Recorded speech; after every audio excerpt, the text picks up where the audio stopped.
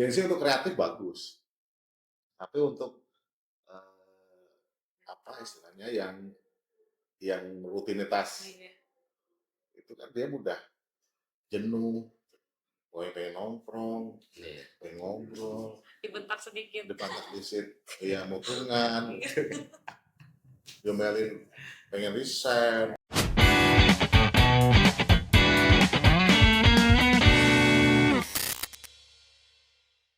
Halo teman-teman semuanya, balik lagi di OTP atau obrolan tidak penting. Seperti tagline yang sering kita dengar, jangan di like, jangan di komen, jangan di subscribe, apalagi di share. Nah, ngomongin sukses, setiap orang kayaknya punya definisinya tersendiri. Ada yang diukur dari jabatan, penghasilan, atau mungkin ketenangan diri. Nah, pada episode kali ini kita mau ngobrol bareng dua orang keren dan juga dengan perjalanan dan pengalamannya masing-masing nih. Siapa sih dua orang yang mau kita ajak ngobrol di malam hari ini? Yang pertama ada Pak Barjal. Halo Bapak.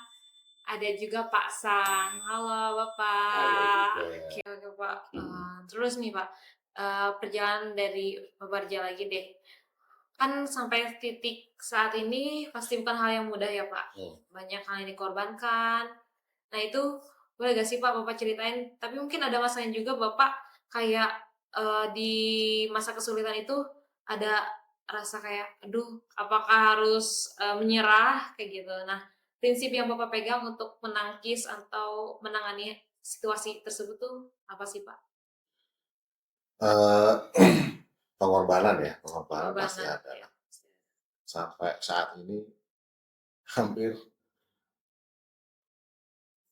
24/7 ya. 24/7 itu pekerjaan. Ya karena apa ya? Ya itu pengorbanan tadi kan, maksudnya kadang komplain ada itu biasanya dari istri anak-anak itu komplain pasti. Kapan waktunya buat kita? Kamu setiap setiap menit, setiap detik, bahkan hari Sabtu Minggu pun kalau teman-teman lihat saya masih apa ya?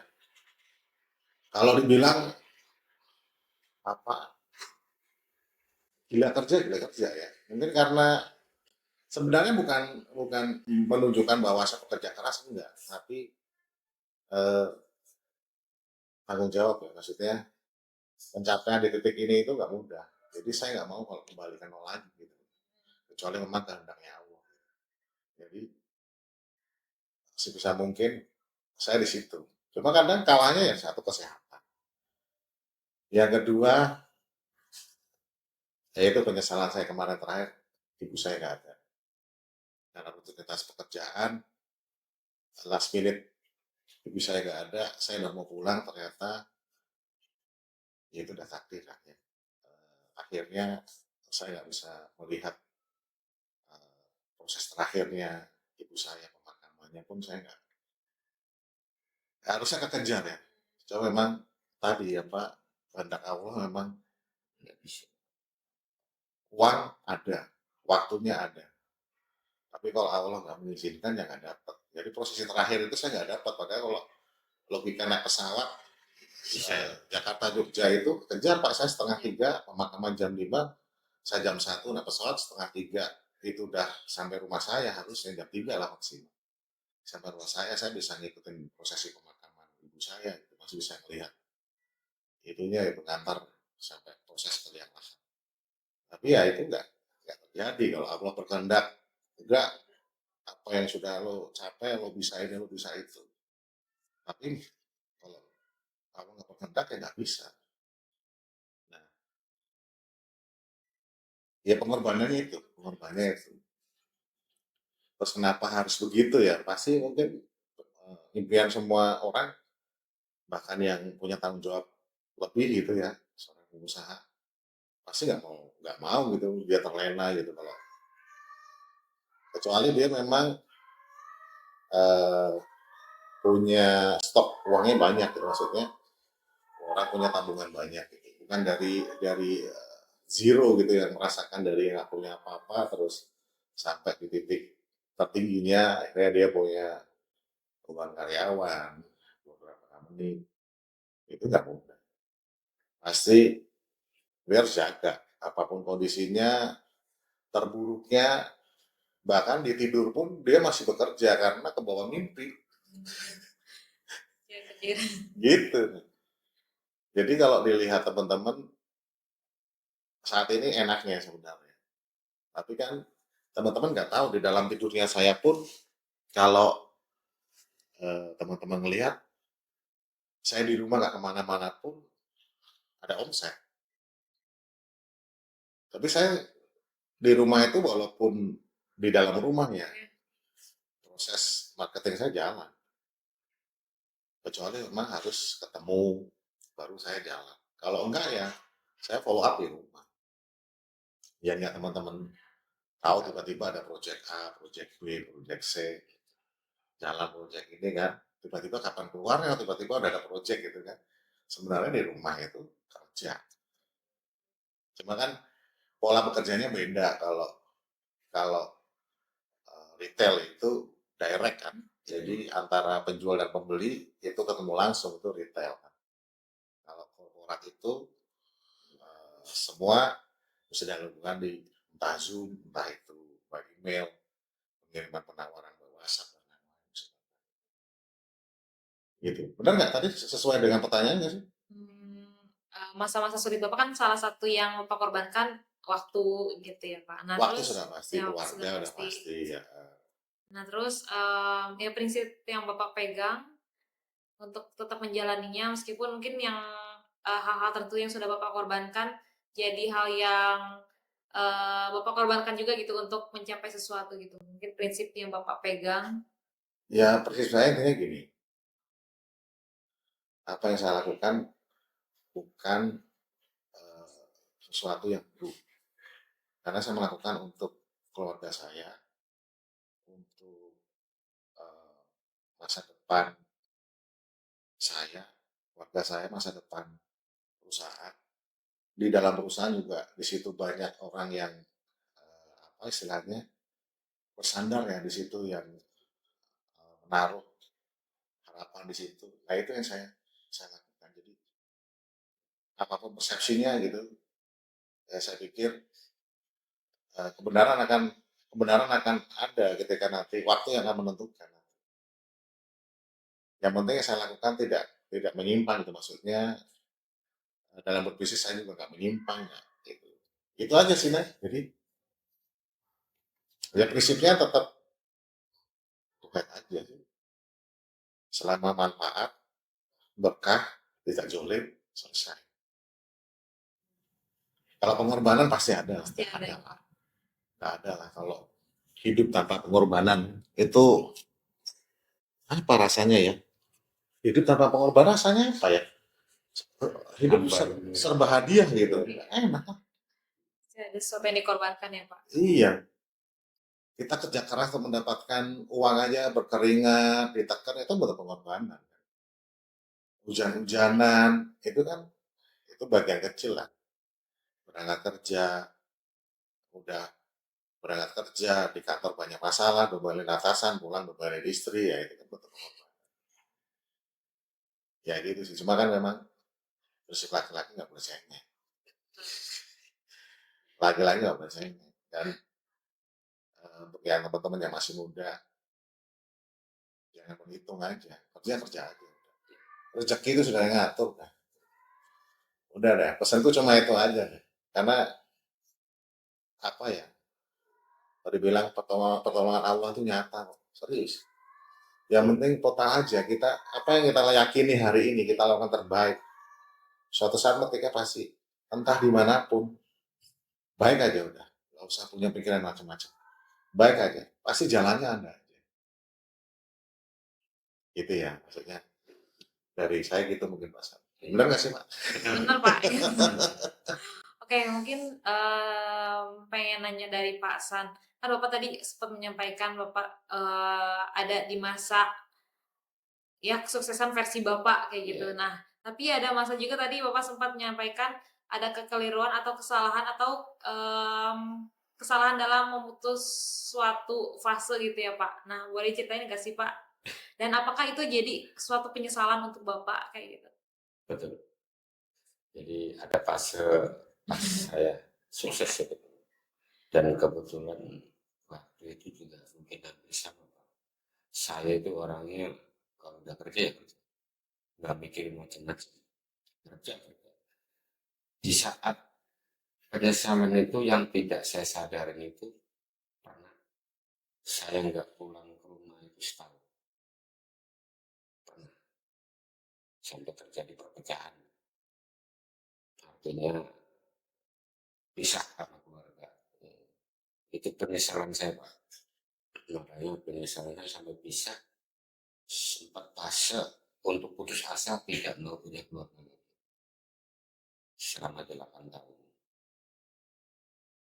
Jadi dalam pernikahan itu rezekinya ada, menurut versi aku kan rezeki ada kan, cuma saya salah memanage, jadi terlena ada kan.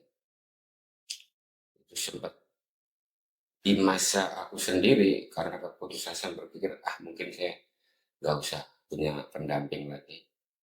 Hampir sama dengan bapak dia. Meninggalnya orang tua bapak saya itu 5-6 tahun yang lalu, mungkin 7 tahun yang lalu.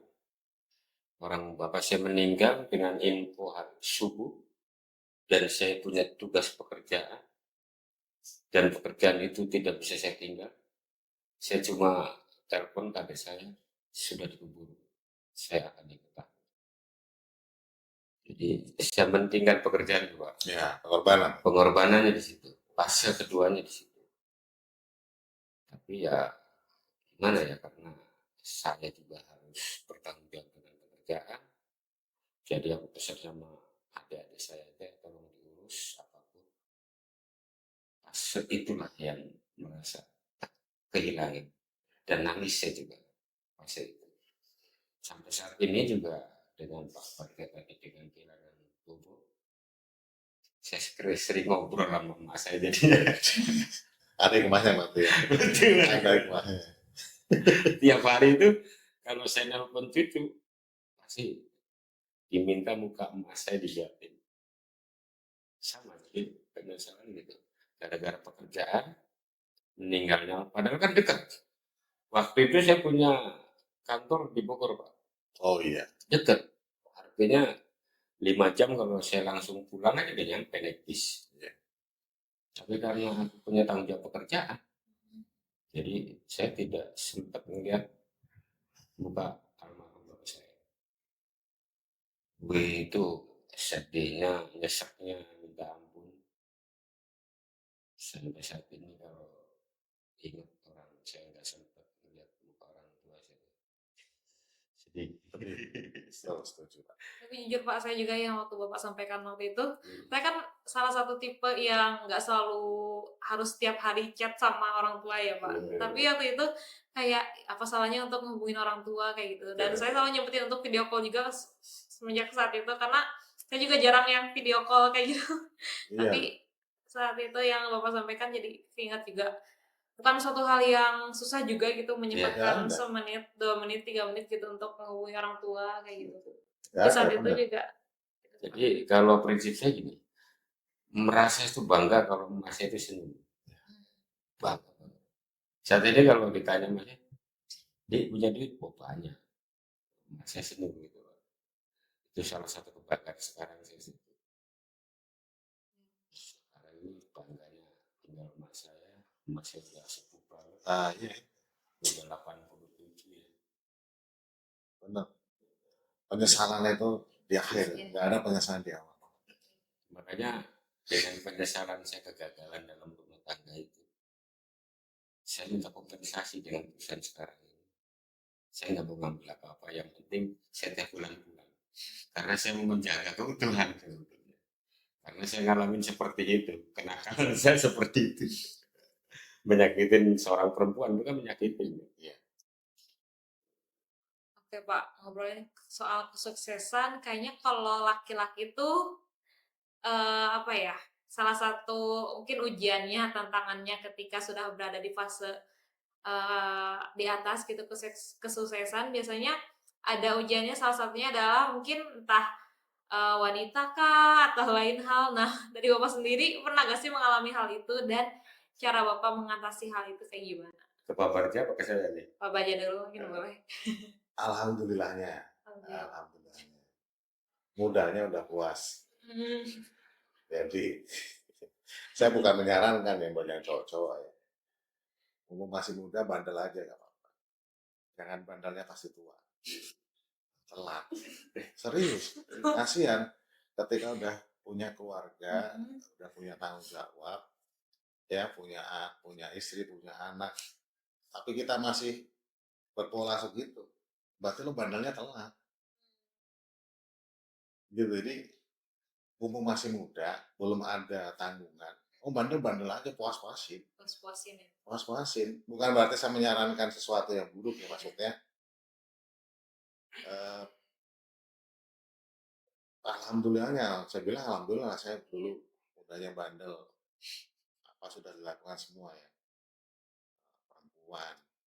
Apalah udah pokoknya udah. Jadi di fase tua itu, tapi lifestyle-nya masih ada. Lifestyle-nya itu sinyal kuat kok melihat sesuatu yang bening itu tuh pasti masih itu nggak munafik. Walaupun saingan kalau ngeliat. Iya. Walaupun sembunyi-sembunyi, lirik-lirik gitu, kayak itu manusia, Normal lah itu. Kecuali saya ngeliriknya cowok gitu ya kan. Bionya masih kuat ya. Iya. Sinyalnya kuat gitu. Jadi ngelihat jauh itu udah detect menteng. Nah, itu masih, lifestyle-nya masih. Cuma hasrat untuk mencoba enggak. Hasrat untuk mencoba enggak ada. Makanya mungkin larinya sekarang ya lebih ke itu, totalitasnya ya bisnis ya. Larinya ke bisnis. Tapi hasrat karena enggak ada lah, hasrat ada. Manusiawi kok saya bilang. Tapi mau pengen bisa lah, sebenarnya bisa kan. Apa nggak bisa?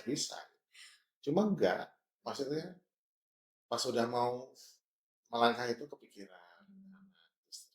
Bukan munafik ya, tapi benar udah ya fase saya udah lewatin, maksudnya sering ke luar kota, nggak ada kawalan kan, semua bisa diatur di luar kota. Ya dong, Iya. saya bisa ngatur segala sesuatunya dari kota. Cuma ya nggak saya lakukan, mau ngapain? Udahlah fasenya. Kalau saya masih apek sumpah, apek serius, apek. Ya saya itu nanti cerita ke sebelah saya nih luar biasa. Jadi eh, bekerja untuk keluarga udah ibadah kan. Iya. Tapi ada sesuatu yang membuat ibadah itu akhirnya nggak menjadi ibadah. Ya misalnya ya tadi saya melakukan samping di dalam perjalanan bekerja saya nyimpang, akhirnya nggak ibadah. Endingnya akhirnya keluarga tahu berantakan. Nah yang dipikirkan harusnya pertimbangannya adalah kita akan melakukan itu adalah anak. Iya. Karena itu nggak bisa diulang. Kalau waktu bisa saya bisa beli waktu. Saya kan mungkin nggak usah 10 tahun lagi lah. Saya mau memutar 2 bulan lagi. Saya mau nyenangin ibu saya, beneran saya tungguin. Saya kerja di sana dekat ibu saya kalau emang saya bisa beli waktu. Serius. Bisa kayak gitu ya Pak. Serius loh maksudnya. Nah makanya kalau udah keluarga, mikirnya jangan udah punya anak, punya istri. Mikirnya bukan lagi apa maksudnya yang lifestyle tadi loh maksudnya. Pengen yang itu. Kalau masih begitu, ya sangat lo mudanya nggak keren. Mudanya mainnya kurang jauh, masih main begituan gitu. Tapi ya fasenya udah lewat lah udah. Kalau saya udah punya anak 3 ya. Kalau saya masih, alhamdulillah sampai dengan hari ini saya masih kuat gitu Pak. Bukan munafik ya, alhamdulillah sampai hari ini saya masih kuat. Cuma kalau saya melakukan itu berarti saya balik ke nol lagi. Capaian saya misalnya udah sampai 100 gitu. Ketika saya melakukan itu saya harus balik ke nol lagi. Itu bagian dari komitmen. Tapi ya kalau ngelirik masih lah, ya kan? Iya. Barang bagus.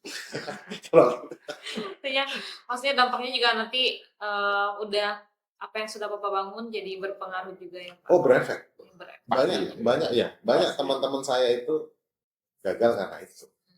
Tata wanita. Itu tata wanita. Hancur dah. Ya itu jadi pelajaran buat saya juga. Tapi alhamdulillah sampai dengan saat ini saya nggak mau munafik, saya nggak mau mendahului. Saya masih berkomitmen. Gitu nih.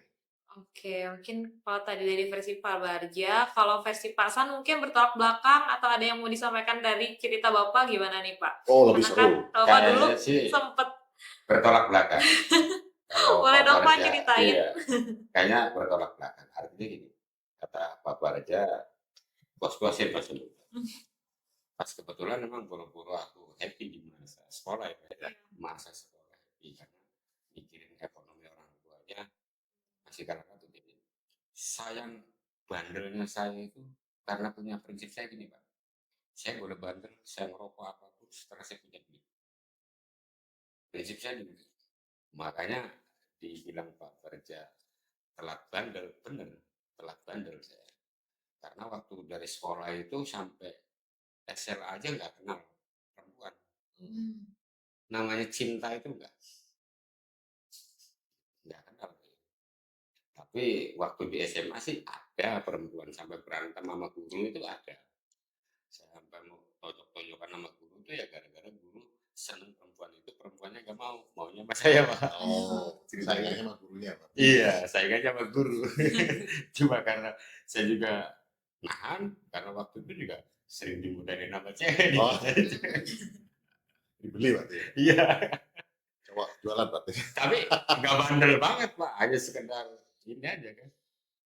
Setelah saya udah punya duit, ya itu saya juga. Sebetulnya Allah ngasih rezeki itu gampang. Gampang. Setuju Pak, setuju. Dan saya nggak pernah punya kesulitan apapun. Tapi saya tidak bisa merubah nasib. Artinya mungkin kalau bicara takdir balon kecil, benar. Tapi kalau saya bisa merubah nasib, minimalnya seumur ini saya udah pensiun. Mungkin nggak kenal Naya, nggak kenal Pak Barja, saya udah pensiun. Kalau melihat dari perputaran hitungan matematika lebih sebetulnya, karena ya, pernah ngalamin jadi pengusaha walaupun PM dan budgetnya juga besar itu pernah. Tapi karena saya menyakitin istri, saya kena prank denda nggak rugi yang pernah saya ceritain hampir 1 M kemarin saya di wilayah Tanjung Priok di tahun 99. Oh, gede ya tuh tahun 99. Betul, mengalami. Jadi artinya masa reformasi saya usaha. Tapi waktu itu saya sempat nyakitin istri, tidak pulang. Karena getol nyari duit itu Pak. Nah, Gitu, pokoknya duit aja ujungnya kan. Getol nyari duit, lupa tuh istri. Dengan lupa itu kenakalan saya selama 10 tahun, baru ketahuan di 2025 Pak. Baru dong Pak 2000. Baru 2005 sorry. Oh 2005. 2005. Iya. Artinya apa ya? Dan saya juga sebetulnya tipikal nggak bertahan Pak di kerjaan itu. Saya paling kerja di suatu perusahaan itu paling setahun, 2 tahun paling maksimal. Tapi anehnya tuh kalau saya menanamkan kejelekan, sampai saat ini saya nggak ditelepon, tapi sampai saat ini saya masih dihubungi. ya, Ya, masih ada yang juga. baik Pak. Masih Masih nanam baik, nanam nanam baik. baik. Karena saya belum pernah artinya penggelapan atau pengerusakan di manajemen saya nggak. Karena saya setiap keluar dari perusahaan akan ada serah terima, bikin berita acara. Apa yang saya kasih modal sama perusahaan saya serahkan ini. Saya selalu di situ. Makanya sampai detik ini kalau saya tidak nyaman di sini, udah hengkang Pak. balik lagi. Udah balik lagi. Cuma berpikirnya, kalau saya balik lagi dengan dunia sama, pasti larinya malam. Penyakit lama kumat. Pasti itu.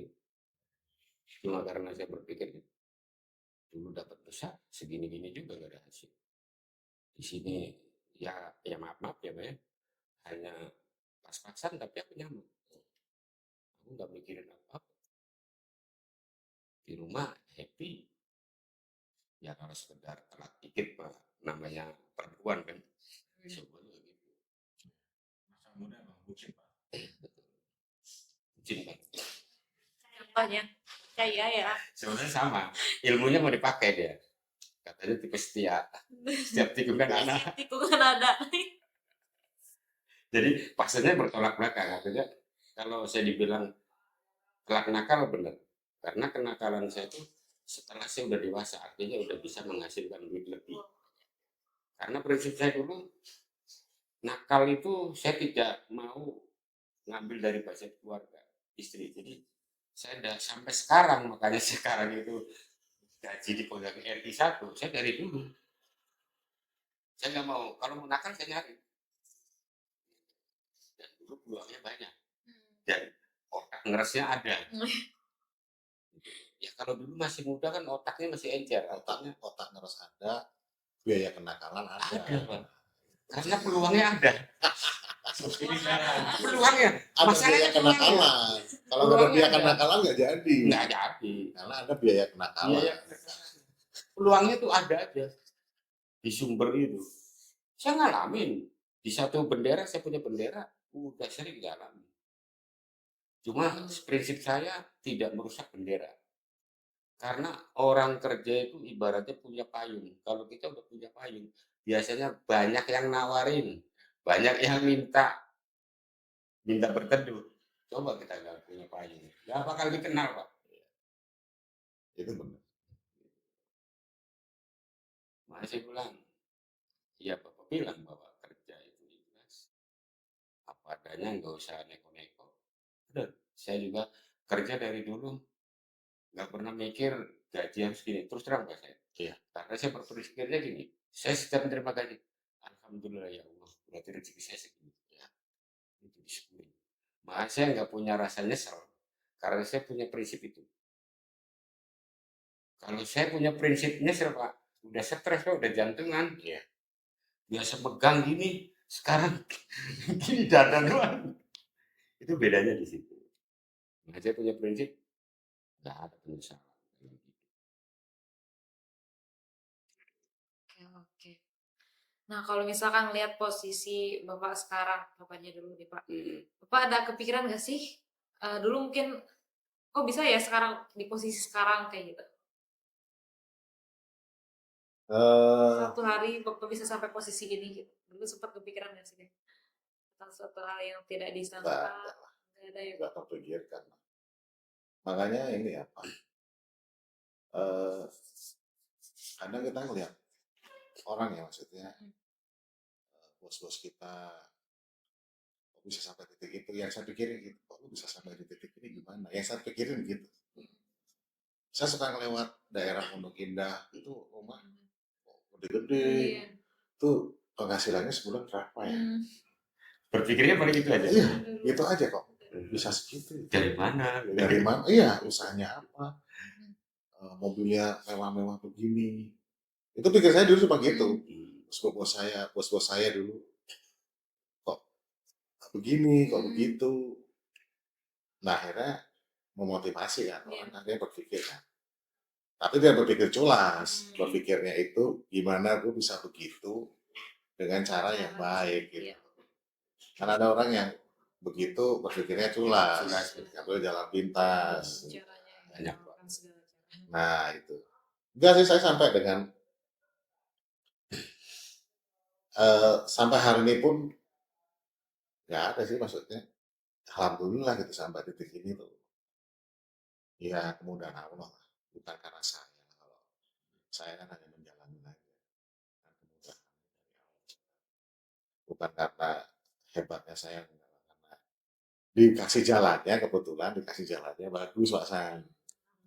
kasih jalannya itu bagus gitu terus. Sebenarnya di posisi ini kan kalau di agama Islam itu sendiri kan susah itu cobaan, kaya itu cobaan. Gitu. Nah, di posisi ini saya anggap ini cobaan. Jadi, Jadi sukses itu cobaan, Pak. cobaan, Susah itu susah. ujian. Susah itu sama Pak, dua-duanya. Ujian memang cobaan. Di saat susah, eh, lo masih bisa istilahnya beramal nggak dengan kesusahanmu walaupun berapa. Sebenarnya kuncinya kalau kalau dulu ya maksudnya ya, berserah sih saya dulu. Ya bandel nakal itu Pak, tapi sampai dengan saat ini saya pegang ya berserah diri aja. Kalau memang saya harus kembalikan nol ya itu kehendak Allah udah. Berarti Allah tidak mempercayakan saya di posisi ini lama. Cuma kalau saya masih bertahan sini, ya kembalikan ke Allah. Berarti ya alhamdulillah. Berarti menurut mungkin saya masih percaya untuk di posisi ini. Ya, itu sih. Yang penting itu tadi kan, nggak zolim, nggak nyakitin orang. Harapannya gitu ya maksudnya. Cuma kalau yang tersakiti saya mau karena kan kita nggak tahu ya maksudnya mulut mulut perilaku kan kita kadang nggak Ya, sadar sama nggak sadar. manusia kan. Gitu, kadang nggak sadar berucap berperilaku apa di luar kontrol itu kan kadang kita nggak sadar terus nggak sempat minta maaf akhirnya lupa itu akhirnya jadi beban. Ya, ya nggak ada yang sempurna lah nggak ada yang sempurna cuma kalau misalnya lakukan yang terbaik itu aja sih gitu sih kok sampai titik ini alhamdulillah nggak mimpi saya Terbayangkan berada nggak di pernah terbayangkan makanya kalau mau memposisikan nggak pernah saya mau berpikir saya di posisi ini saya di ya kalau teman-teman lihat juga kalau ngumpul ya biasa aja ya celana pendek kaos oblong santai gitu ya. ya karena gimana ya nggak biasa saya justru malah nggak biasa formal ya maksudnya nggak tahu nanti ya maksudnya kalau udah company yang udah insya Allah kita naik naik terus turun terus kan akhirnya punya kantor yang benar-benar settle tapi kelihatannya nggak berubah sih memang begini aja sih kalau di kantornya pasti begini aja udah paling siapin aja di ruangan saya celana panjang sama kemeja kalau ada tamu saya pakai celana panjang sama kalau nggak ada tamu saya begini aja nyaman begini saya mau kerjanya anaknya nggak apa ya maksudnya Nyaman yang nggak mau paling menyulitkan utama, ya. senyamannya saya aja yang penting hasilnya oke masalah cara mah bebas aja sih kalau saya prinsipnya gitu sih teman-teman mau bekerja dengan cara apa mau tiduran mau apa yang penting deadline harus selesai udah itu aja Kerjaan harus selesai ya Lah, Pak. iya. Tanggung jawab terpenuhi. nah itu aja udah Sistem aja yang jalan, Pak. Biar sistem Gitu. aja yang jalan. Oke Pak, ngobrolin soal karir nih. Menurut Bapak, Pak San, kesalahan apa sih yang sering dilakukan anak muda waktu awal berkarir nih Pak?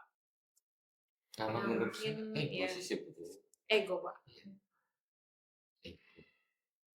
Tidak terkontrol emosi. ya itu salah satunya Dan dia egonya itu gini. Anak muda itu kebanyakan dia tidak mampu tapi melihat orang tua itu egonya. Padahal dia tidak mampu. Jadi sombong. Saya bilang kalau orang sukses dari latar belakang itu nggak laku.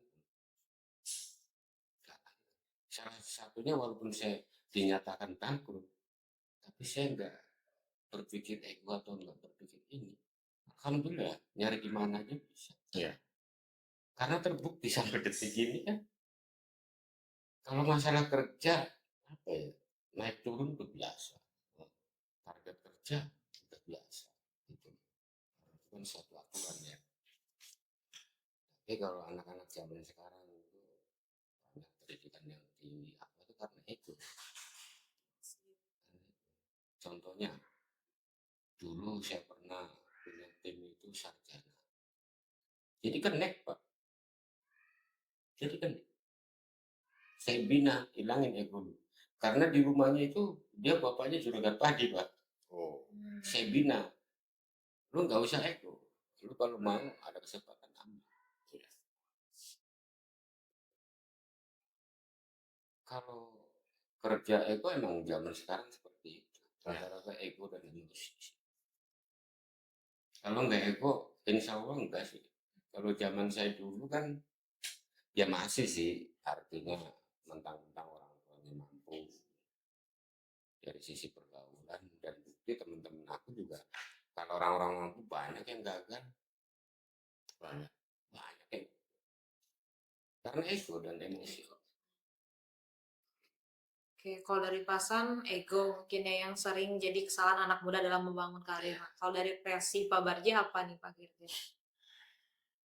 Eh, Satu, anak muda itu pasti ngelamar kerja yang ditanya bukan apa yang dapat saya berikan kepada negaraku, apa yang saya dapat berikan, bukan apa yang saya dapat. Itu yang pertama. Yang tanya apa? Gaji saya berapa, Pak?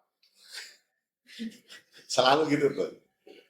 Yang kedua, gengsi. Oh, gengsinya gue di perusahaan ini, ini itu. Yang ketiga itu yang terparah, mudi. Di Wah, itu terparah tuh. Yang keempat, lempar tanggung jawab.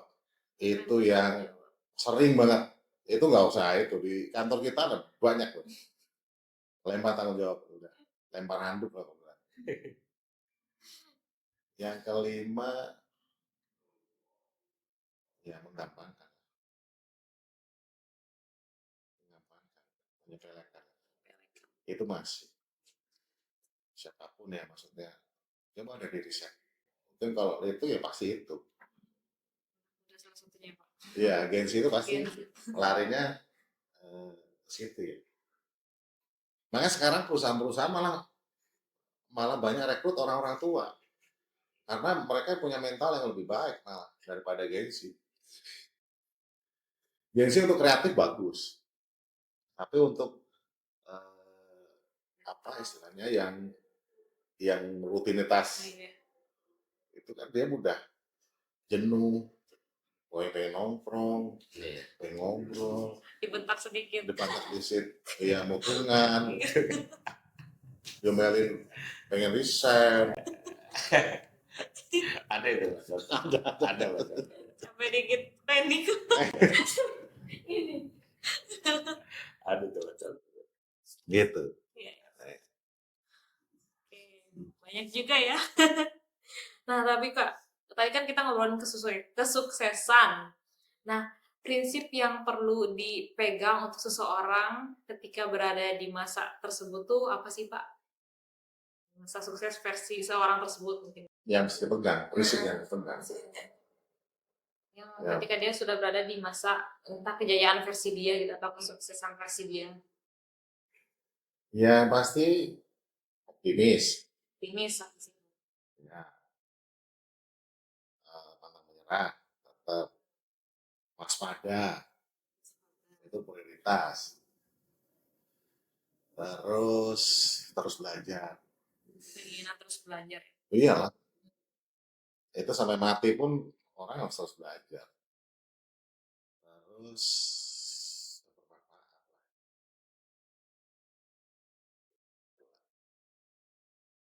apa lagi ya? Kalau prinsip yang Bapak pegang, Pak, 5 itu udah pasti, Pak. 5 itu yang pasti ya. Udah pasti. Ya itu sih 5 itu aja. 5 itu ya. Ya yakin yang pasti yang utama yakin pada Allah. Itu nggak boleh itu pasti yang pertama. Ya balik lagi ya nggak yang sampai merugikan orang lain. Itu yang penting. Dimanapun deh.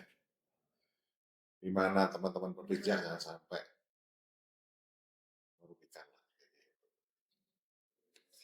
Apapun itu, konteksnya apapun itu. Iya. Oke, kalau tadi dari versi Pak Barja nih, kalau dari Pasan mungkin ada Pak prinsip yang perlu dipegang oleh seseorang ketika dia berada di masa kesuksesan versi dia gitu. Iya, hampir sama sebetulnya udah sampaikan dengan Pak Parto ya. Hampir sama. Namanya jujuran. Iya. Jadi, sebetulnya kalau sukses itu kalau kita nggak jujur ya itu dia susah. Iya, Bumerang itu yang mahal ya. yang mahal, Pak. Jujur itu di era sekarang itu Mahal banget. mahal banget. Udah apa ya? Nerima kesalahan itu susah. Nah, Sukses, oke sukses, tapi kalau dia tidak nerima kesalahan belum disebut sukses. Itu sih kalau banyak kan teman-teman merasa sukses tapi dia tidak menerima kesalahan jadinya ego, Pak. ya iya itu kan. Jadinya ego. Lepas tanggung jawab. Betul. Adanya ilmu aji aku juga. Iya. Oke. Mungkin ini jadi pertanyaan menjelang penutup juga nih Pak. Boleh. Menurut Bapak, kesuksesan itu lebih ditentukan oleh diri sendiri kah, lingkungan, atau keadaan, dan kenapa? Tiga-tiganya mendukung. Tiga-tiganya mendukung. Jadi ada istilah kalau kita bicara keadaan itu the power of kepepet. Iya.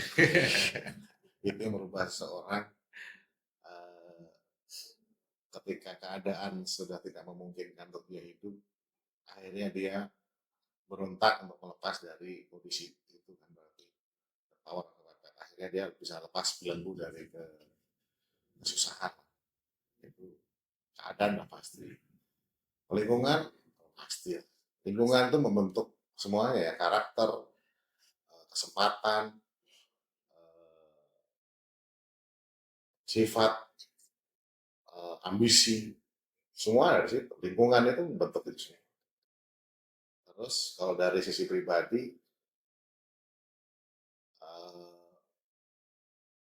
apa yang kita pelajari setiap hari sebenarnya kalau pribadi kan, mimpi, pengen jadi apa, dia banyak belajar,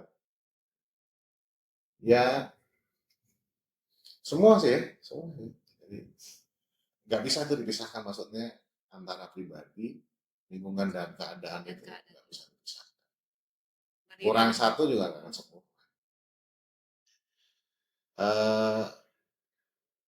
Kepribadian udah pasti kan, ya tadi yang beberapa Iya. tadi optimisme, ambisi, ya kan, semangat untuk terus maju, terus belajar kan gitu. Itu semua ada di situ. Pola pikir, jadi gitu. Jadi nggak bisa Tiga dipisahkan. itu beriringan ya Pak. Beriringan, bisa dipisahkan. Kombinasi. Kombinasi. Jadi kalau bisa nggak perisa satu, nggak bisa. Ya ini buat teman-teman, nah maksudnya kita hidup hari ini, masih ada hari esok, masih ada hari esok. Ya walaupun takdir nggak ada yang tahu, cuma kan justru dengan adanya bahasa takdir kita yang ada yang tahu apa yang bisa lakukan hari yang terbaik, lakukan hari yang terbaik. Untuk hari esok ya kita lakukan lagi hari esok yang terbaik. Jangan suka menunda. Nah, intinya itu. Gitu Neng, kalau dari saya.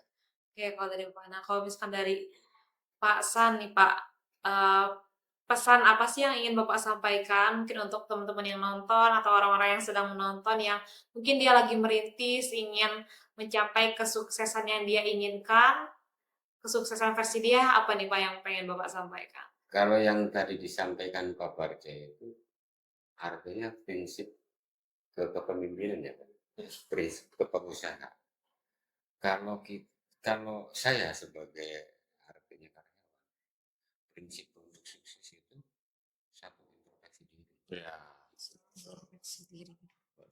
Introspeksi diri. Kalau kita masih marah diri, tapi diri kita benar nih, ya udah nggak bakal sukses juga. Yakin nggak bakal sukses karena adanya cuma syirik. Ya. Oke, kalau dari Bapak mungkin terus introspeksi diri jadi versi yang terbaik setiap harinya gitu ya Iya. Pak. Nah, kalau mungkin dari versi Pak Barja apa yang pengen Bapak sampaikan mungkin buat orang-orang yang sedang merintis, berkarir untuk mencapai kesuksesan versi dirinya apa Pak? Eh, terus berjuang, lebih positif, udah pasti. Eh, semangat, pantang menyerah, pantang putus asa, berikan yang terbaik untuk perusahaanmu ya. Jadi kalau saya benar dengar ada seorang motivator gitu. Karena dia di posisi udah paling puncak. Kamu kan bekerja di perusahaan, nggak usah totalitas. Karena dia posisinya sudah di atas, enak ngomong. Tapi kalau kalau nggak usah totalitas, ya kegeser yang lain. Betul. Tinggal tunggu waktunya aja. Yang total siapa? Kan kalau perusahaan milihnya gitu, siapa yang terbaik? Dia kan menempati posisi yang terbaik. Jadi tadi kan apa? Terus berjuang, pantang menyerah, jangan putus asa, be positif, berikan yang terbaik. Introspeksi tadi Pak San benar ya. Pandai melihat peluang, jeli melihat peluang, dan harus sabar. Jadi pengusaha itu tidak dibangun dalam waktu yang dekat.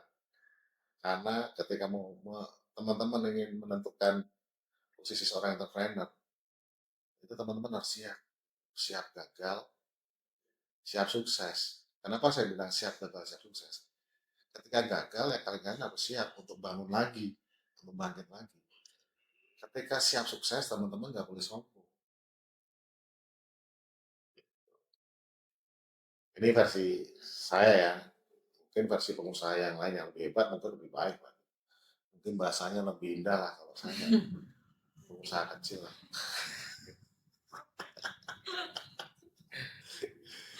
Oke, kita tuh jadi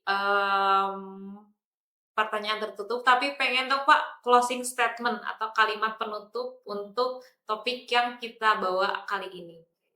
Closing statement dari Bapak, dari Pak Barja, sama dari Pak Sang. Eh, tadi belum bukan closing ya tadi ya? Jadi, Oh, Pak titip kan untuk pesan ini ya? yang disampaikan ya. Ini Ya, kalimat closing penutup. statementnya lah. Bekerjalah dengan ikhlas, jujur, ya totalitas. Bisa jangan main politik lah. Kebaca dah. Total aja kerja yang sewajar. Pencapaian pasti akan datang pada waktunya. Ketika kita melakukan yang terbaik, hasilnya pasti diberikan yang terbaik. Udah itu aja sih. Jadi nggak usah ngoyo. Sebenarnya, maksudnya ngoyo dalam hal melakukan dengan banyak sesuatu yang buruk itu akhirnya eh, yang citra yang udah baik akhirnya terlalu ngoyo, terlalu ambisi, akhirnya malah jatuh. Itu sebenarnya. Makanya ikhlas aja sebenarnya. Ikhlas totalitas aja. Jalanin aja. Kalau bener, akan tetap bener. Kalau memang salah, ya pasti terlihat salah. Nggak mungkin. Kalau kita kerja dengan benar, pasti benar deh hasilnya. Tapi kalau salah mau dibenerin nggak bisa, mau kelihatan salah, udah pasti salah. Gitu aja ya. Jadi tetap terus belajar, tetap semangat. Jujur ya pasti. Siap, Pak.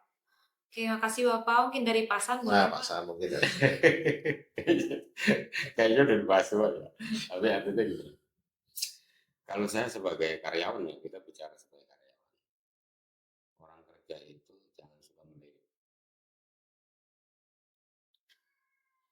Harus percaya diri dengan kemampuan, bila salah bisa. Tapi kita harus bangun. Buktikan. Oh ya, saat ini saya salah. Tapi kita buktikan bahwa kesalahan saya ini sebetulnya untuk pembenaran. Tapi dengan syarat ya itu. Satu, jangan carut. Jangan carmuk. Jangan jadi Pak penjilat. Sam ini ngomong. Iya kan? Karena carmuk penjilat itu nggak panjang. Pasti ada Pasti jatuh. ada ada masalah. masanya. Gitu sih.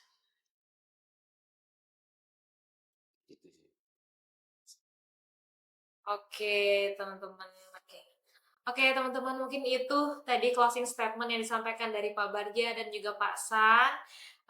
Obrolan kali ini tentunya banyak pelajaran hal penting yang bisa diambil, tapi seperti yang tadi disampaikan, tetap bekerja dengan ikhlas, dengan prinsip yang kita pegang, Ya, optimis, bertanggung jawab, dan pastinya juga jujur dan senantiasa untuk introspeksi diri, Ya. yang pastinya kembali ke diri kita untuk menjadi versi baik di setiap harinya kayak gitu. Betul. Oke, makasih banyak Pak Barja atas Makasih. waktunya, atas sudut pandangnya, cerita dan pengalamannya. Makasih banyak juga Pak San atas waktu yang sudah diberikan, cerita dan sharing-sharing pengalaman dari Bapak. Oke, teman-teman, untuk OTP kali ini kita tutup, ditunggu sesi OTP selanjutnya yang pastinya bakal jauh lebih seru dan juga banyak hal penting yang bisa diambil. Kalau gitu kita tutup. Dadah. Ya.